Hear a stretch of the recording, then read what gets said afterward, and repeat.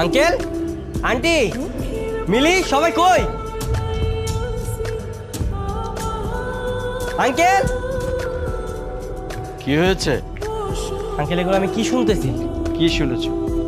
ঢাকা থেকে নাকি কোন পোলা আসছে, ও আবার বলতেছে ও নাকি মিলির হাজবেন্ড। আরে দূর দূর, এসব কথা কান দিন তো বাবা, এগুলো গুজব। আরে ওইগুলো তো মাথা সমস্যা, কি কইতে কি কই বেড়াইতেছে। ওর মাথা সমস্যা, তাইলে আপনারা এবারই তোরা রাখছেন কেন?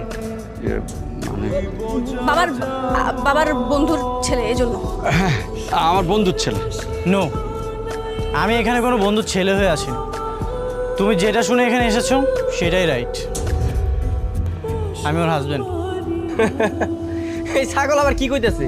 ও কি জানে না যে 2 দিন পরে মিলির লগে আমার বিয়া? তুমি কি এই জায়গায় তামাশা করতে আইছো?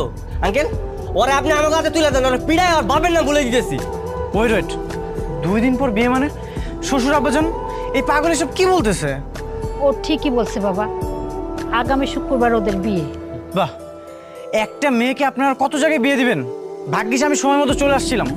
এই যে বাজে ছেলে, তুমি এখান থেকে চলে যাও, আমাদের তো অলরেডি বিয়ে হয়ে গেছে। যাও, তুমি চলে যাও। এই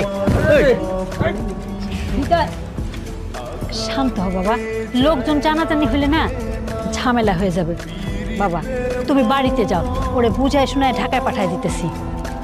আন্টি, আপনি কইছেন যে আপনার কথাটা আমি রাখলাম, কিন্তু আমার বাবা জানার আগে ওরে ওরে গ্রাম ছাড়া করেন, নইলে কিন্তু অনেক খারাপ হয়ে যাবো। ঠিক আছে বাবা। এই মতন চল।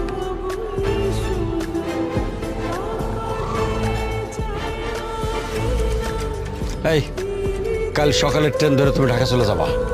নেহাতি তুমি এক সময়ের বন্ধুর পোলা দেখে তোমার ছেড়ে দিতাম, নাহলে কিন্তু নইলে টোলে বলে আমাকে হুমকি দিবেন না। আমি এসবে ভয় পাই না। ও আমার ওয়াইফ, আমি ওকে নিতে এসেছি। কিন্তু ওর যদি ইচ্ছা না থাকে, তুমি ওর মতের বিরুদ্ধে কেমনে নিয়ে যাবা? সেটা অবশ্য আপনি ঠিক বলেছেন, ওর মতে তো একটা ব্যাপার আছে।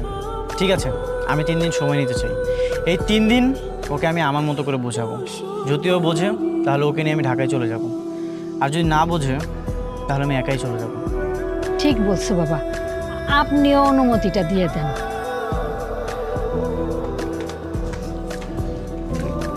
তুমি কিছু মনে করো না বাবা, আসলে পরিস্থিতিটা এখন তো অন্যরকম হয়ে গেছে। জানেন, আমার আম্মু আপনাদের অনেক মিস করে। উনি তো চায় আমরা 2 ফ্যামিলির জন্য আবার এক হয়ে যায়, সেই আমাকে এখানে পাঠিয়েছে। আমিও বাবা তোমাদের কথা অনেক মনে করি, কত স্মৃতি আমাদের। তুমি যদি আমার মেয়েটারে বুঝায় রাজি করতে পারো, আমার কোনো আপত্তি নেই বাবা। থ্যাংক ইউ শাশুড়ি আম্মা, আমি অবশ্যই ম্যানেজ করার ট্রাই করতেছি। আচ্ছা যাও, ঘরে যাই আরাম করো। ঠিক আছে।